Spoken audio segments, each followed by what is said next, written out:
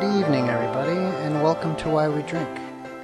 I am Mike Cabrera, and today's episode is brought to you by the letter Y and the number 1, because 1 is the loneliest number.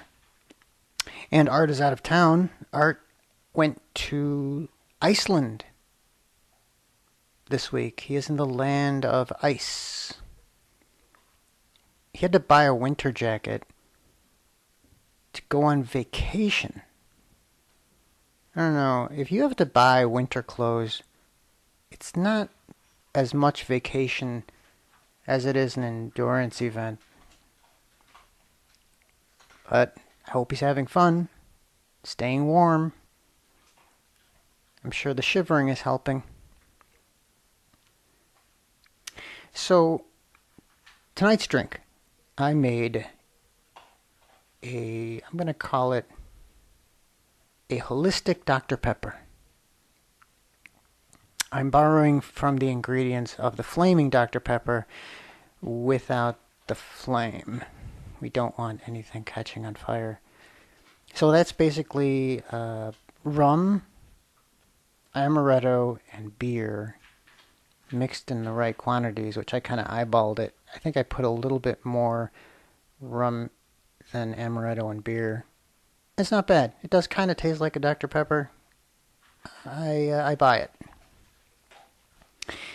So back in the late 80s, I worked at a college with a young woman named Sonia, and we became friends and got to know each other pretty well. She was a single mother with a young daughter, and on the weekends, the three of us held a part-time job at the YMCA in the nursery, and we all played with the other kids. We watched cartoons, played games, and it was a fun time. But over the years, we all kind of drifted apart.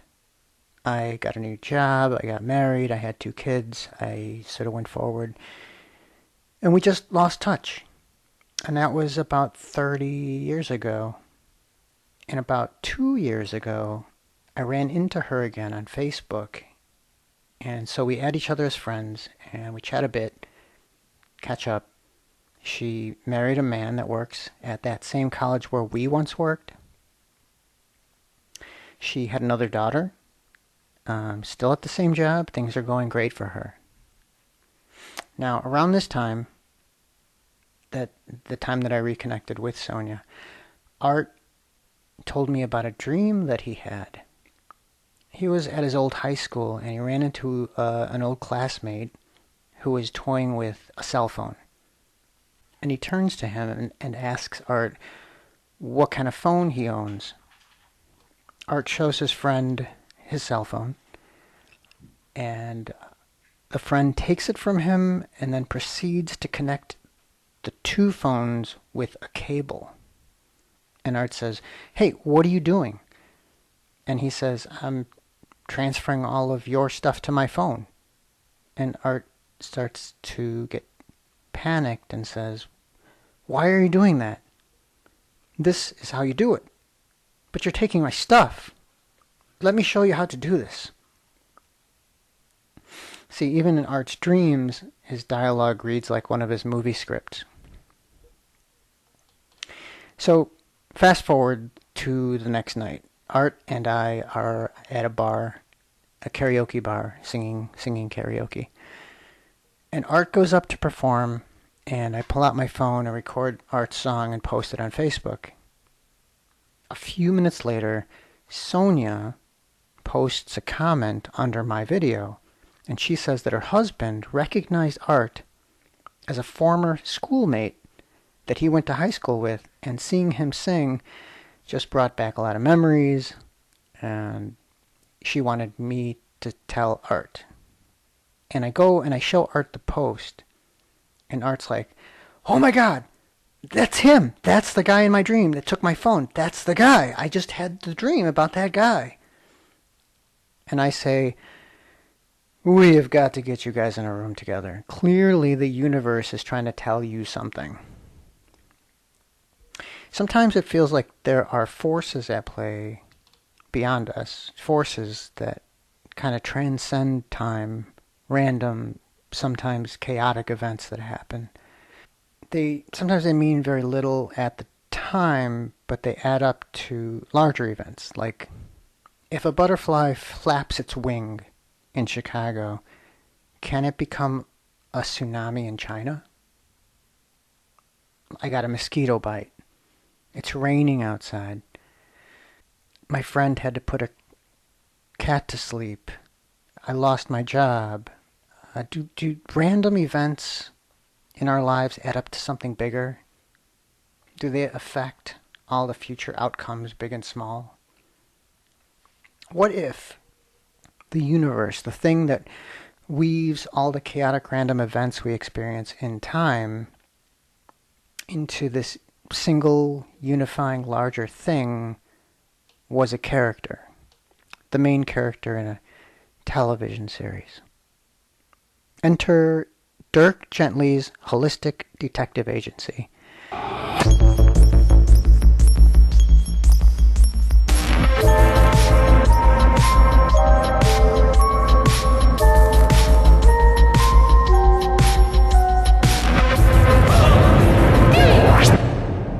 This is a 2016 BBC television series that is loosely based on the novels by Douglas Adams.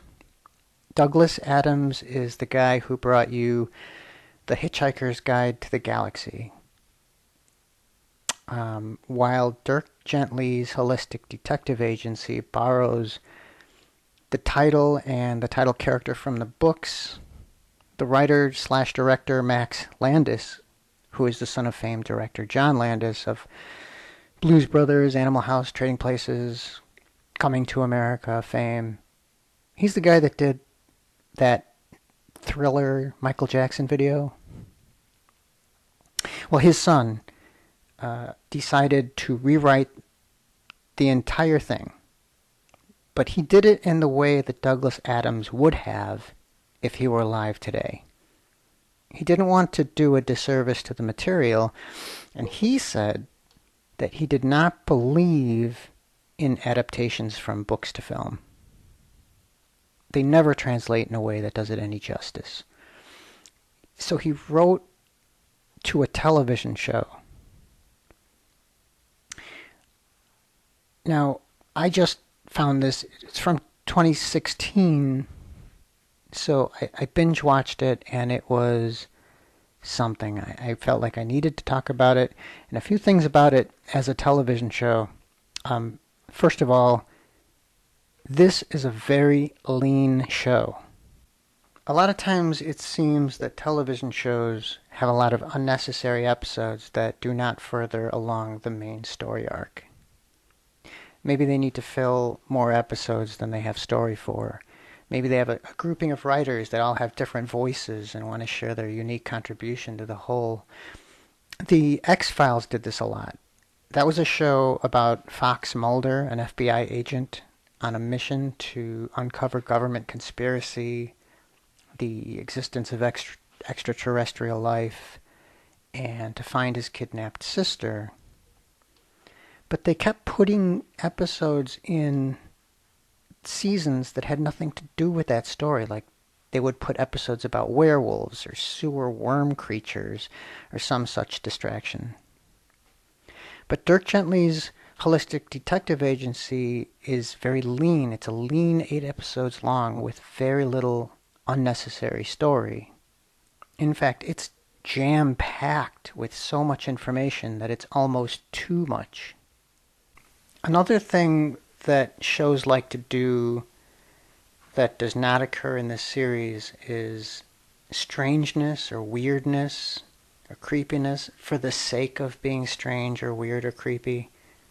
Shows like The X-Files or Lost, there might be a scene that's creepy that ends with some kind of supernatural cliffhanger or like a creepy thing that happens and it's just never explained, or it's given very minimal explanation by season's end.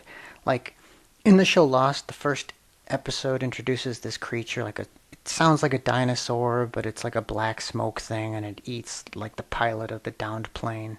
creepy. But it's a loose end. By the end of the season, what was it? We don't know. It was creepy, that's what it was. It was just creepy.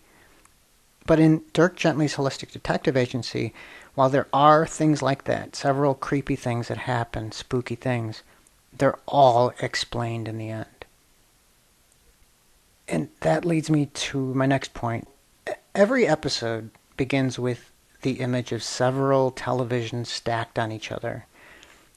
Each television is playing a different scene or a character giving a reaction to something. It's kind of a symbol of the show itself. There are many things all working at the same time, chaotically, but we see it as a whole. Sometimes an episode will even rewind a couple of minutes to show you what just happened in the parking lot while you were watching the current scene. It bounces around from character to character, and it doesn't give too much screen time to any one character. And really, it could potentially be a show about any one of them. Each story that they tell is rich and detailed, compelling and interesting. The entire season is a patchwork of stories that slowly begin to wind and dance around each other, eventually converging and becoming bigger stories. For example, let me set up a scene from the first episode. So at the start of the episode, we're greeted by this violent murder scene in an expensive hotel room. There's blood everywhere, bodies are torn apart, furniture is broken and singed. It's a big, bloody, chaotic mess. And then, in the next scene, we're brought to the apartment of a Todd Brotzman, who is played by Elijah Wood. Todd is awakened by the crashing noises of his car being vandalized by his enraged landlord over rent that he already paid. So, because his car is out of commission, he has to take the bus to get to work. And he works at a fancy hotel where he's a bellhop. And he's late. At work, he's instructed to investigate 2 rooms. In one, there is a reported drunk woman acting crazy, and the other had a very stale "Do Not Disturb" sign up, and he realizes that he can't find his master key to get into the rooms, so the manager has to give him a spare. In the first room, Todd finds a woman sobbing and broken, and she asks if he might sit with her for a while. And this delays his trip to the second room. And in the second room, he discovers that murder scene that we saw in the first scene. So, in this scene I'm going to play for you, the police are interrogating Todd as a witness. And here we go. And you have no idea when the key left your possession? No. I'll be honest, it doesn't look great, Todd. Late to work, late getting to the penthouse, no key.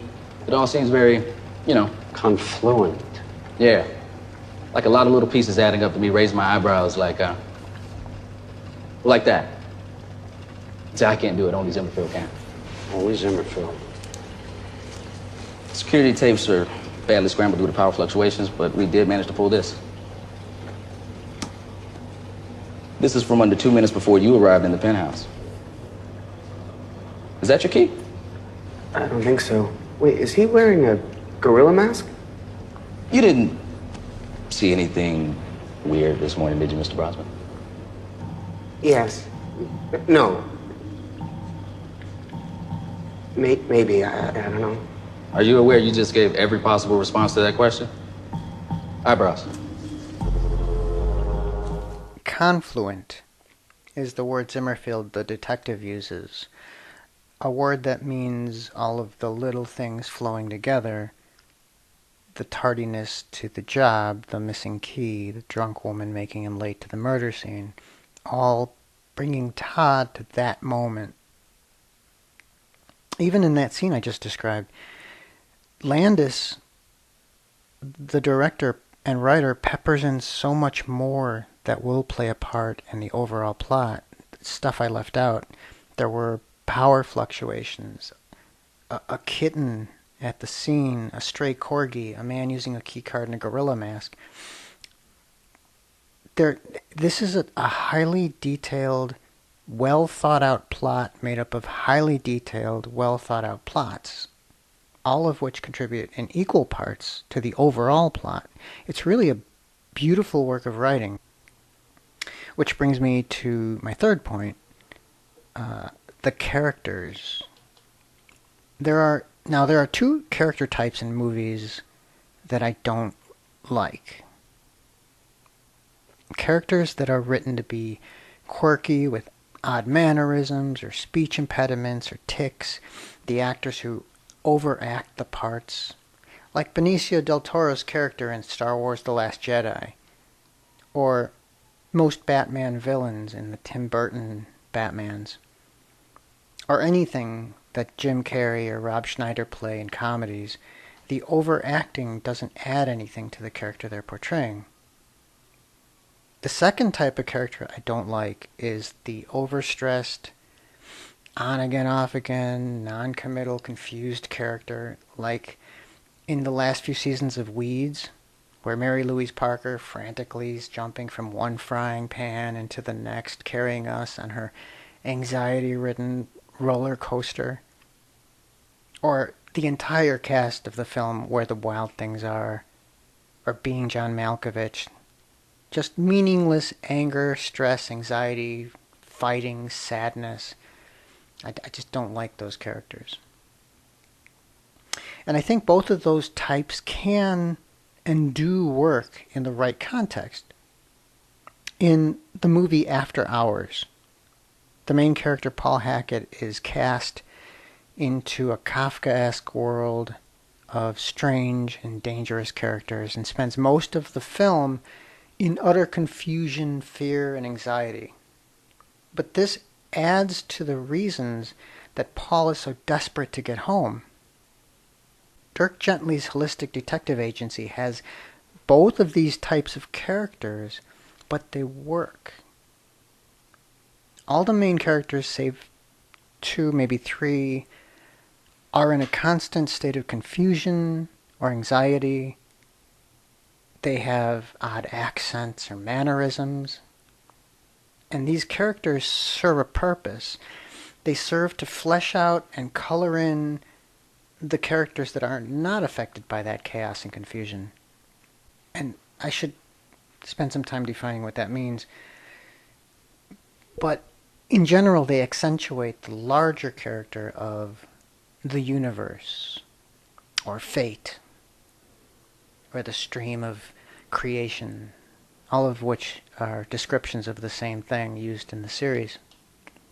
So the most obvious character that isn't as affected by all of these things is Dirk Gently, who is played by Samuel Bartnett.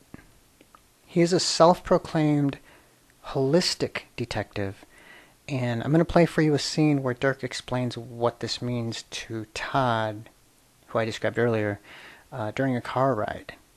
So listen in. Here we go. Who are you?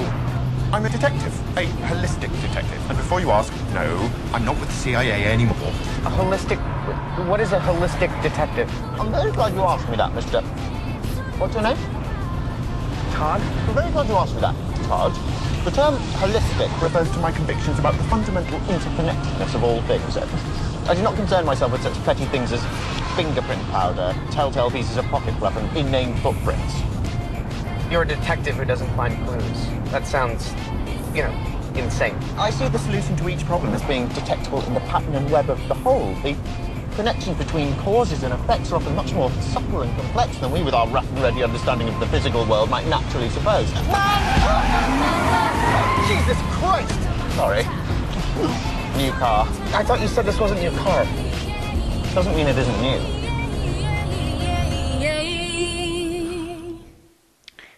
So let me fill in some of the gaps. I realize you can't see what was going on. You can only hear what was happening there. Dirk is driving recklessly and fast. But he's bouncing up and down to this song on the radio while he's eating a pizza from a box where he has to sometimes take his hands completely off the steering wheel to get to. And as he's flying through traffic, he almost hits this guy walking across the street, which later we find out is the antagonist, Gordon Rimmer. And this scene kind of accentuates the idea that Dirk's character is just a moving, fast-paced character that goes precariously through life, and he crosses paths with people that were ultimately meant to be in his path.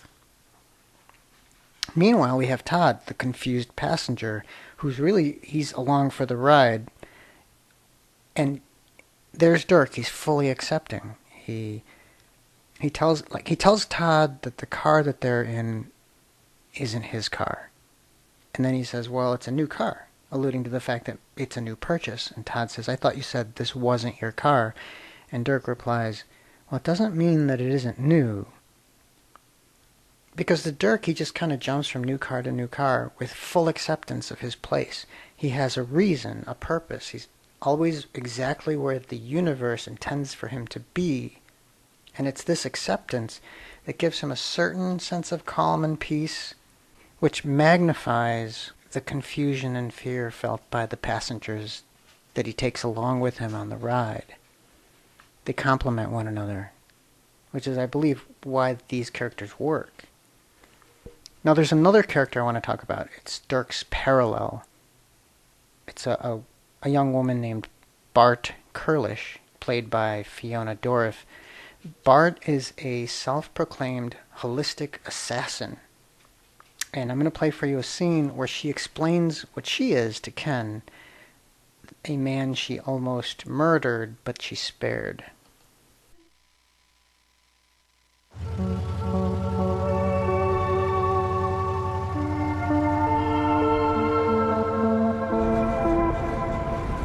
It was good you decided to come with me. I didn't decide anything. You said you'd kill me if I didn't go. Well, you decided it would be better to come with me than die. That was nice.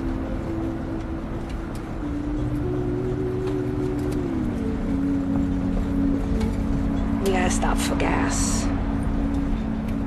But you don't need gas. Call it a hunch.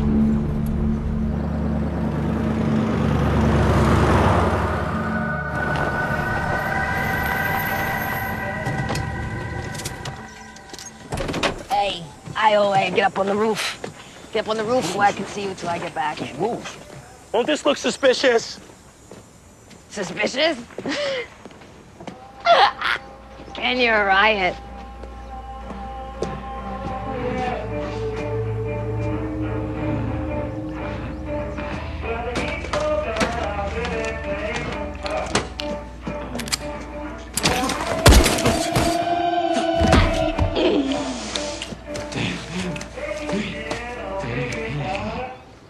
Did you just kill someone? I'm an assassin. That's what I do. I kill people. You didn't notice? You were hired to come here? I'm a holistic assassin. A what? A what? Holistic is the fundamental interconnectedness of all things. I don't do your whole deal with sniper rifles, poison, and getting hired. I kill whoever I feel like killing all day, and if I killed them, they were my target. The connection between cause and effect is much more, subtle than you would otherwise think. I mean, you wouldn't believe it. Things, they double up. They parallel. Everything is chaos, but it's synchronized. It's like there's always something ready to mirror itself, life endlessly turning inward. I mean, don't get me wrong. But that just sounds like a murder spree. I've never killed the wrong person. I have killed a lot of people, though. Get in the car. I have to say, Bart is my favorite character in this series. She is so good. She's so well played. Actually, all the actors in this show are amazing. all believable, all give it their everything. It's a great performance by everybody on the cast. So let me set this say more about the scene. Bart and Ken drive to the gas station because Bart feels like she's got a hunch that she needs to do something there, and just casually kills two men in front of the scared and confused Ken, who is played by, I'm not sure how to pronounce his name, but I think it's Mufo Coano, who's an excellent actor. He's amazing. So what Ken and us as the audience, we see as a kidnapping, Bart is seeing as a choice. She sees Ken being with her as his choice to be there when she literally forces him to be with her. Now, she explains what she is in the same way Dirk did. They mirror each other. And she says things double up, they parallel.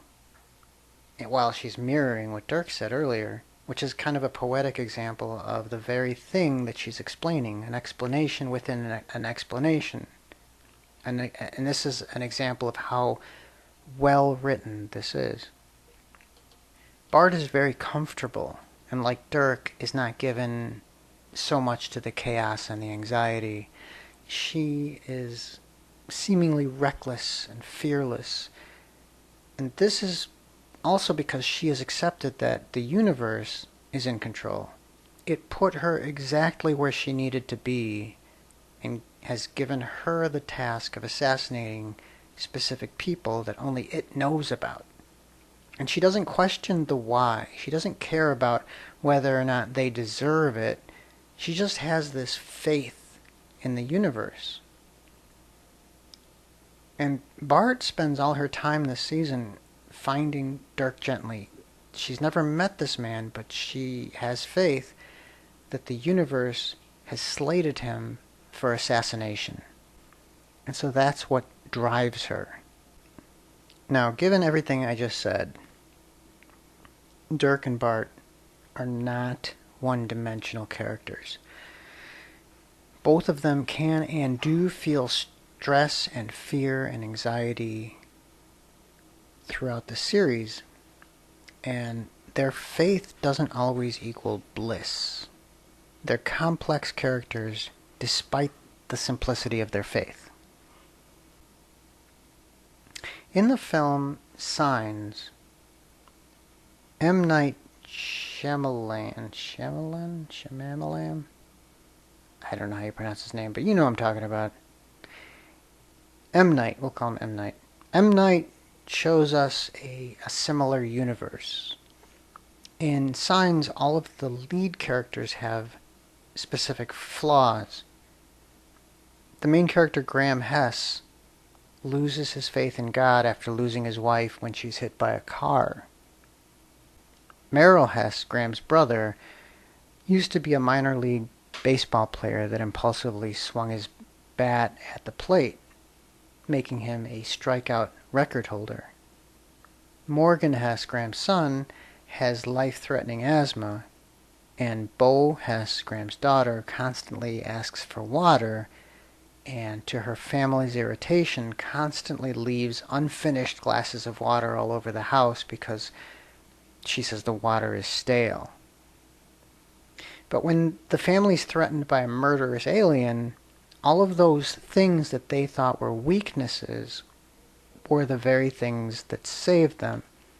For example, Graham thought that he was cursed by God, and there's this scene where he's holding his son who's having an asthma attack, and he can't get his son's inhaler because the alien forced them to barricade themselves in the basement, and he's just sitting there holding his son who's dying. And he whispers, as he's holding his son, he whispers this prayer, "I hate you." He's saying, "I hate you" to God, the God that put him in that situation. But later on, the alien spits this poison mist in Morgan's face,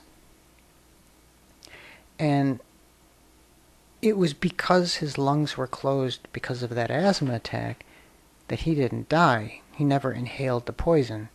So in this same way, each of these characters finds meaning in the film, that all of those flaws become strengths. And in the end, they regain the faith that they lost.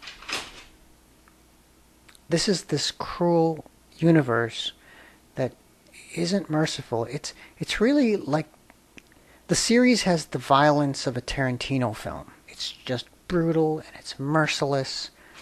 It doesn't spare any character, the stressors that everyone experiences. Like, let me play a scene for you. In this scene, Dirk explains all of this to Todd. Hey, you think I like this? Isn't this your job? You're a detective, don't you? Because I'm trying to do the right thing. Don't you understand? It's always all these horrible things.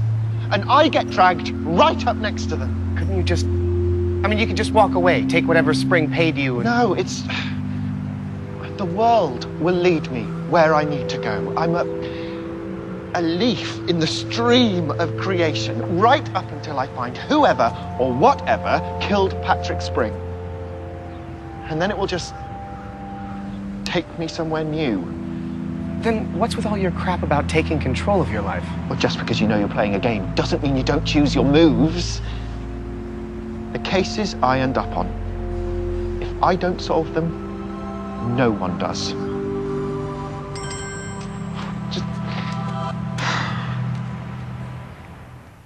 So really, Dirk does not enjoy being part of this cosmic game. Now, he had encouraged Todd to stop being reactive and start being proactive, but that doesn't mean that life isn't a scary, stress-filled place. It doesn't mean that you can't be vulnerable. Now, on the flip side of this, Bart mirrors this conversation with one she has with Ken. I'm going to play this for you. You want some raisins? No. Yes. I haven't eaten for over 24 hours.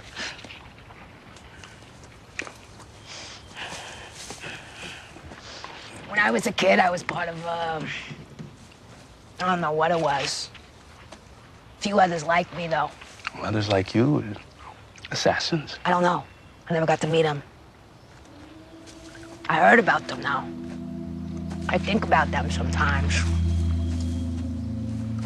A lot more people talking to me back then. So, who is Dirk Gently? Came to me in a dream I had. The world will take me where I need to go. I'm like a leaf in the stream of creation. Until I find Dirk Gently, whoever, whatever that is, and then I'm a piranha in the stream of creation. Speaking of, I should really kill this guy. No, wait. Wait. What? Sorry. We can't murder him. Why not? He's helping us. Okay, if you say so. I should probably set up that scene. What you just heard was there was Bart's car stalls in the middle of nowhere, and this guy offers to help fix the car. Bart is compelled to kill him, but Ken pleads with her to spare his life. It falls upon deaf ears. Bart knows with certainty that she's got to kill this guy. He has to die. And Ken is really just delaying the inevitable. The universe doesn't care. It's merciless. It picks. She doesn't. Later, when Ken tries to warn this guy that he's in danger, we find out that he was really just fixing the car so he could murder them and take the car. And in this next scene I'm going to play for you, in the middle of Ken trying to plead with this guy, you're in danger, Bart is like, it's time, I'm going to kill him. Here we go. I'm listening. the one that's in danger, okay? Hey, Can I kill him now? Bear's in her cell. yes?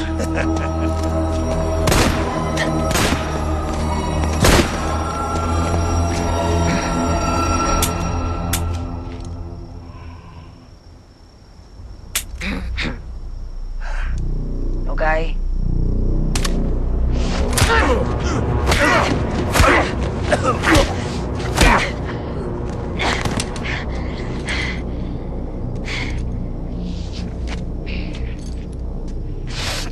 There goes that. Oh my God, Jesus Christ. Did you just dodge a bullet? No, bullet dodged me. I can't be hurt. Universe won't allow it. Only constants are me and gravity. I'm special that way. You're insane.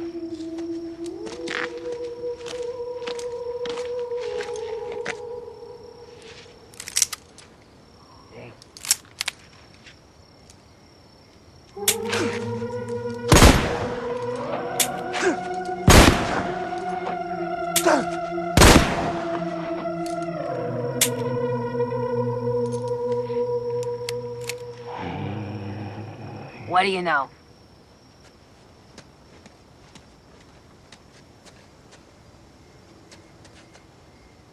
You said you kill whoever you meet. That's right. I'm still here. You haven't killed me yet. It's true. I guess that must mean you're special too.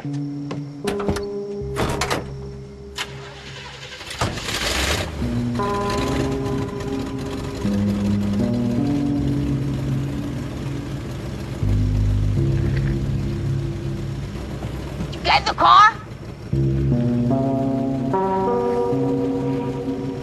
Okay, I know you couldn't, a lot of that was action based and you couldn't see what was happening, so let me just describe it for you. The man pulls a gun and he starts to shoot at Bart. And she wobbles back and forth. She bends over to fix her sock as she's walking towards the guy, and the bullets just go past her. She walks straight up to the guy who has a gun now pressed to her forehead, and the guy looks confused for a minute. And then he just pulls the trigger and the gun's empty. And Bart looks him in the eye and says, "Okay."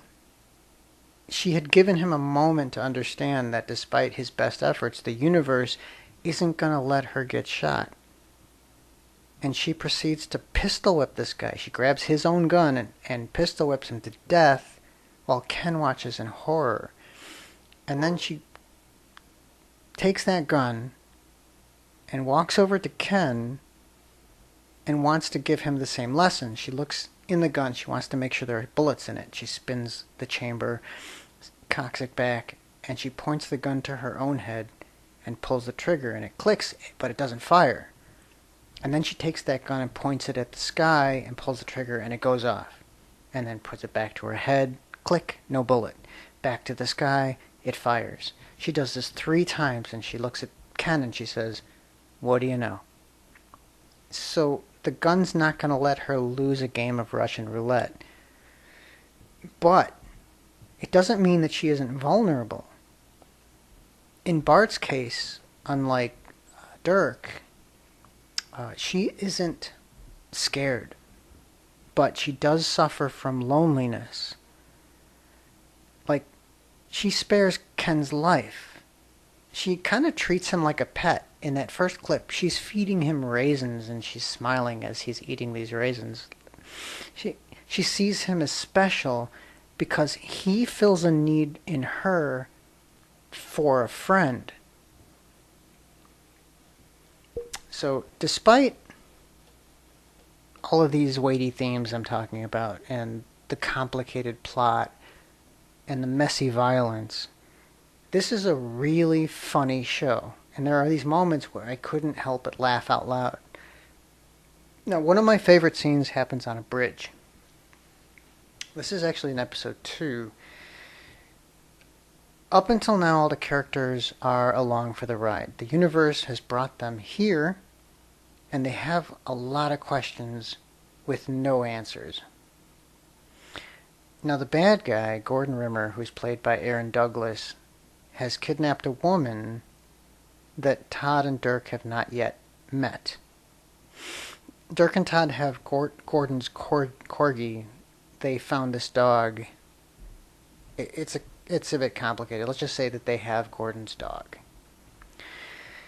So Gordon tells them if they do not bring him the dog, he will kill the girl. So at the same time that they're having this exchange on the bridge, there are these two FBI agents that are in their car looking on with surveillance equipment, and for all intents and purposes, they're kind of like mouthing what we as the audience are thinking. It's a very funny scene. Let me play it for you. Hold on just a sec here. What do we do? Well, I think...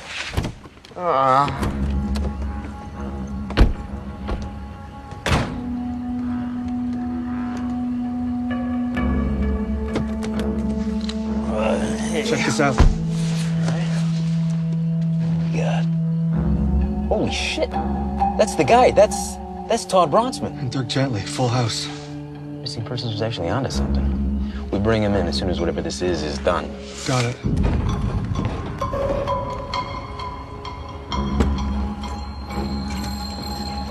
Is that the woman? I don't know her. Right, but that is a woman. What are you even talking about? Get on your knees.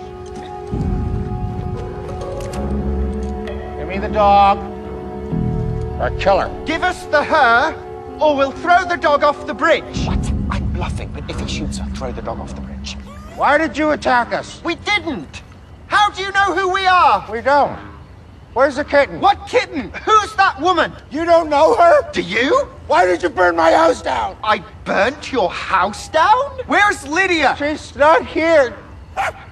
Bring me the dog. Why do you want it? Why did you take it? We don't know. Why did you kill Patrick Spring? We didn't. Did you? Just bring me the dog. What the hell are they talking about? Dogs, cats, I don't know. The stupidest goddamn people alive. What do we do? I don't know. I'll kill her. I swear. Todd, wait, maybe.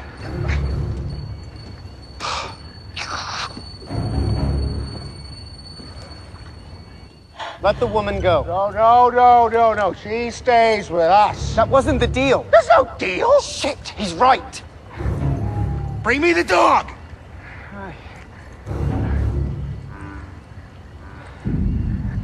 Whoa, what are you doing? What are you doing? No! Let the woman go or I drop it. Just let her go now! You're poking the bear, my friend. We will burn the soul out of your body for what you've done to us. What are you even talking about? What did we do to you? Don't drop my dog! Let her go now or I drop it, I swear to God! Let her go! No.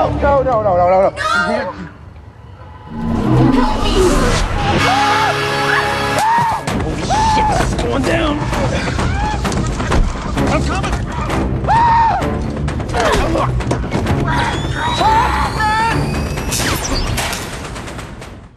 So that is a very funny scene. I just laugh every time I see it. But when they're on the bridge, they think it's an exchange.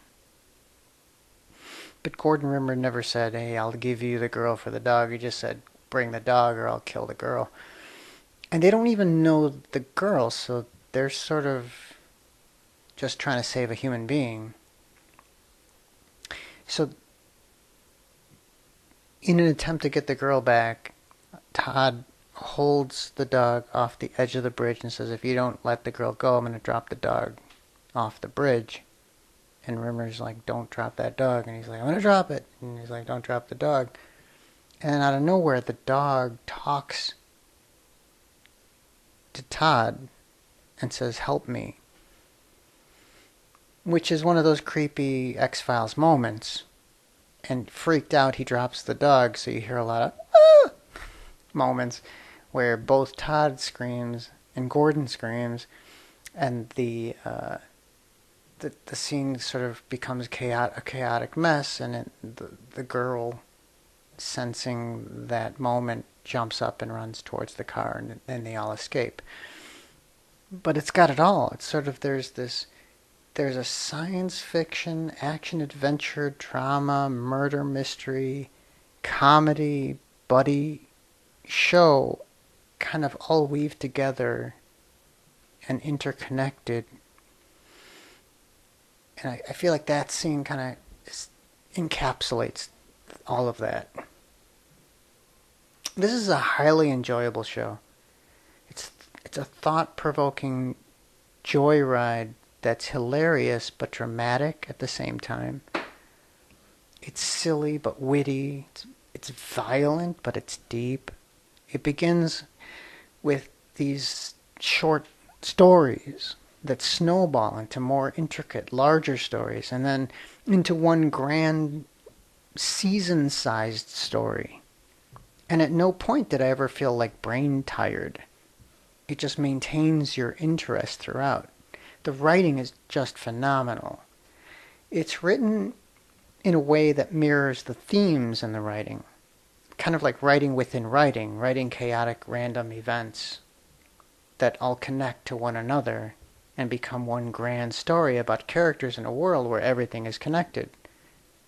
Stories that double up, parallel. Everything is chaos, but it's synchronized. There's always something ready to mirror itself, endlessly turning inward. Causes and effects.